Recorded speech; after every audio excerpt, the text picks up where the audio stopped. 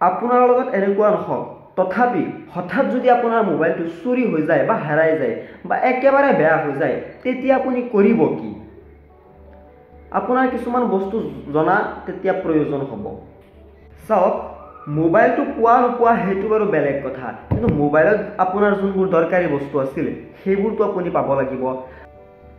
আপুনি যদি Android mobile ব্যৱহাৰ কৰি আছে কিছুমান কথা আপুনি জানি থোৱা দৰকাৰ কাৰণ এই বস্তুবোৰ আপোনাৰ এটা সময়ত প্ৰয়োজন হৈ পৰিব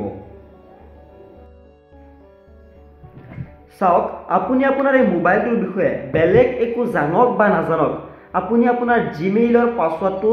জনাটো খুবেই দৰকাৰী আপোনাৰ জিমেইলৰ ইউজাৰ নেম অৰ্থাৎ আপোনাৰ যোনটো জিমেইল সেই জিমেইলটো আৰু পাছৱৰ্ডটো জানি থলে বাকি বস্তুবোৰ কেনেবাকৈ ওলাব পাৰিব আপোনাৰ জিমেইল পাছৱৰ্ডটো জানিলেহে আপোনাৰ জিমেইলটো লগইন কৰিলে বাকি বস্তুবোৰ ওলাবলৈ চেষ্টা কৰিব পাৰিব আপোনাৰ ধৰক নাম্বাৰবোৰ আপুনি যোনটো ডিভাইচত সেভ কৰিব আপুনি নাম্বাৰবোৰ কন্টাক্ট নাম্বাৰবোৰ জিমেইলত সেভ কৰিব জিমেইলত সেভ কৰিলে কি হয় আপোনাৰ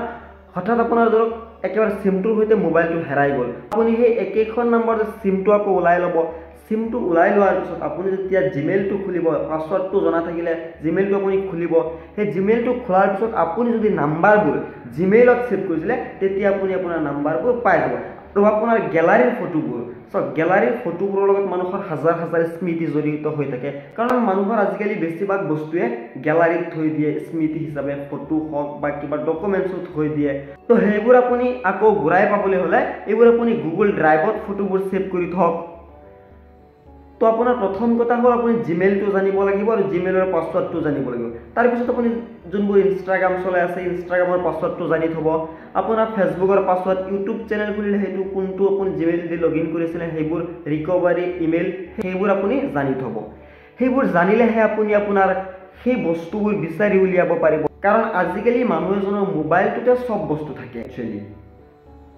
তো মোবাইলটো সবৰ বাবে ইম্পৰ্টেন্ট হয় তো কথা হ'ল কি জানে আমি বস্তুবোৰ বহুতে ৰাখি থওঁ মোবাইলত স্ক্ৰিনশ্বট মাৰি পাছৱৰ্ড হওক বা বেলেগ কিবা বস্তু হওক আমি স্ক্ৰিনশ্বট মাৰি ৰাখি থওঁ আমাৰ জিমেইলৰ পাছৱৰ্ড স্ক্ৰিনশ্বট মাৰি ৰাখি থওঁ যদি আপোনাৰ মোবাইলটোৱে চুৰি হৈ যায় তেতিয়াহ'লে এই স্ক্ৰিনশ্বটটো আপুনি পাব ক'ত তেতিয়া সেইবাবে আপুনি স্ক্ৰিনশ্বট নহয় পাছৱৰ্ডবোৰ সৰু এটা নোটবুকত আপুনি লিখি ৰাখক মানে আপোনাৰ যেতিয়া প্ৰয়োজন হয় তেতিয়া আপুনি বস্তুবোৰ পাই যাব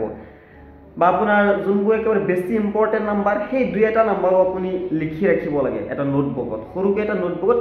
লিখি ৰাখিব লাগে তেতিয়াহে আপুনি আপোনাৰ বস্তুবোৰ সহজতে